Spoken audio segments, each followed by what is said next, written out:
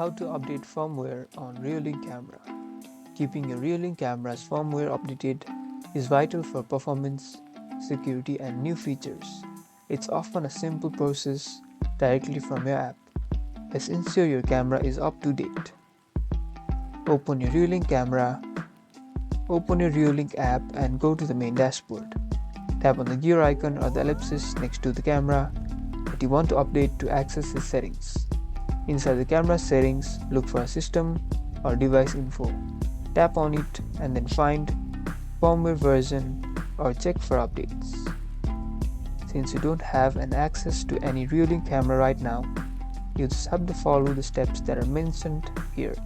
Tap on Check for updates. If a new firmware version is available, you'll see an Update Now button. Tap on it to begin the download and installation. Ensure your camera remains powered on and connected during the update process. The camera will restart after the update is complete, ensuring optimal performance. You've successfully updated the firmware on your Reolink camera. Enjoy the latest features and security.